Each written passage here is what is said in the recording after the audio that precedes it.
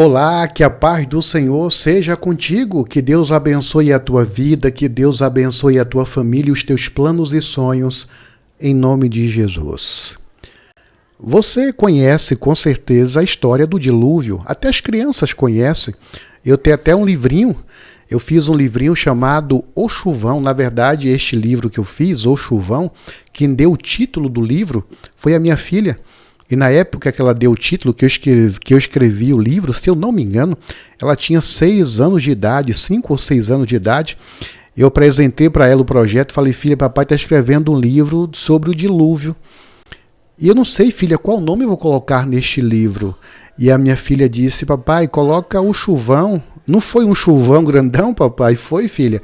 Então, eu fiz esse livro chamado O Chuvão, contando do dilúvio da perspectiva de Jafé, o filho de Noé.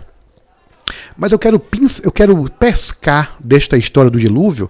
Em outro momento, eu vou fazer uma série mais específica, mais profunda sobre este assunto, sobre este tema. Mas agora eu quero pescar um momento, uma situação deste evento. No capítulo 7, no versículo 1, Deus diz assim: Disse o Senhor a Noé: Entra na arca, tu e toda a tua casa, porque reconheço que tens sido justo diante de mim no meio desta geração. A terra estava corrompida. A terra estava cheia de violência. Não existia mais amor, não existia compaixão.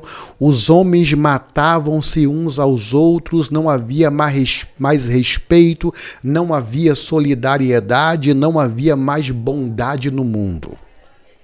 A Bíblia usa uma expressão que as pessoas costumam confundir, porque a tradução de fato não ajuda. A Bíblia diz assim, Deus se arrependeu de ter feito o homem. Deus não se arrepende, Deus não é homem para que se arrependa. A tradução original fica melhor que também dá espaço para essa tradução. Deus se entristeceu de ter feito o homem. Tá, fato é que a terra corrompida, Deus olhou para a terra e viu um homem justo, um homem íntegro, um homem que fazia a vontade do Senhor, que andava na presença de Deus. Então Deus chamou esse homem, Noé, e o convidou para construir uma arca, uma loucura. Por que loucura, pastor? Primeiro, porque Noé estava construindo uma arca longe do mar. Segundo, porque Noé estava dizendo que choveria na terra. Mas como choveria? Porque naquela época, até então, nunca tinha chovido. Escuta, nunca tinha chovido. O mundo naquele momento não é como nós conhecemos hoje. Não tinha calor, não tinha frio. Era uma temperatura agradável sempre. A terra, mesmo depois do pecado, a natureza continuava com a sua perfeição, dentro, obviamente, das possibilidades por conta do pecado. Mas, enfim, Deus então convida Noé para fazer esta arca e durante 120 anos, escuta, Noé levou 120 anos para construir a arca. Depois de 120 anos, a arca construída, aquela arca virou atração turística, porque até então o homem nunca tinha feito algo tão grandioso. De longe, não havia morros, não havia montes, colinas, como tem hoje. Era tudo plano, uma planície. E as pessoas de longe podiam contemplar aquele barco de madeira enorme, gigante. O tamanho da arca era mais ou menos de um prédio de quase 10 andares, o tamanho da arca, a altura da arca. O comprimento era como se fosse 11 ônibus, um atrás do outro, 11 ou 14 ônibus, diverge aí nas informações, mas mais ou menos isso. Era algo grandioso. Agora, depois da arca construída, 2 fenômenos aconteceram. 2 fenômenos aconteceram que era para fazer com que as pessoas se atentassem para o convite, porque foram 120 anos Noé construindo a arca e pregando. Meus irmãos, se arrependam, porque o dilúvio vai descer. A chuva vai cair e Deus vai acabar com tudo, com aqueles que não se arrependerem. Se arrependam. se voltem para Deus. Mas o povo com coração duro. Depois da arca pronta, o primeiro fenômeno acontece. Todo mundo começou a presenciar animais de todas as espécies, pássaros, répteis, mamíferos, se convergindo ou se encaminhando para a arca. E eles perceberam que não havia ninguém tocando, guiando aqueles animais. Eles estavam indo para a arca aparentemente sozinhos, mas na verdade aqueles animais estavam obedecendo à voz do Criador. Os animais irracionais estavam obedecendo à voz do Criador. Todo mundo viu aquilo e ficou meio apreensivo, mas que conversa é essa? Esses animais indo para a arca assim sozinhos? Animais que nós nunca vimos, de todos os lugares se dirigindo para a arca. Depois que entraram na arca, Deus deu essa ordem a Noé. Noé, tu e tua família entra. Noé então reúne a família. Eu imagino Noé olhando para trás, vendo parentes. Noé tinha quase mais de 600 anos quando Noé entrou na arca. 600 anos. Noé tinha muitos amigos, tinha muitos familiares. Noé para na porta da arca, olha para trás e vê aquele povo todo. Noé, para com isso, meu irmão. Você vai fazer o que aí dentro, Noé? Tá louco? Não chove, Noé. O que é isso? Chuva? Cair água do céu? Não existe isso. Noé, então, junto com a sua família, sua esposa, seus filhos e suas noras, Noé entra na arca. Deus viu em Noé um homem justo, um homem íntegro, um homem temente ao Senhor, e Noé foi salvo, ele e a sua família. Se cumpriu a promessa de Deus na vida de Noé, crê no Senhor Jesus e será salvo tu e a tua casa. Entraram. Depois que Noé entra, que Noé fecha a porta da arca, acontece o segundo fenômeno. Um anjo de Deus desce do céu como um relâmpago, fecha a porta da arca, lacra a porta por fora. Por quê, pastor? Porque o anjo fechou a arca por fora? Porque Deus sabia, Deus conhecia o coração de Noé. E o desespero seria tão grande que com certeza Noé abriria a arca para as pessoas entrarem. E assim aconteceu. Noé entrou na arca, o anjo fechou a porta por fora, as pessoas apreensivas, preocupadas, será que esse velho louco está certo mesmo? Um anjo fechou a porta por fora, mas as pessoas estavam ensandecidas pelo pecado. No dia seguinte, eles acordaram e o dia de sol, dia de praia, que chuva, Noé tá louco.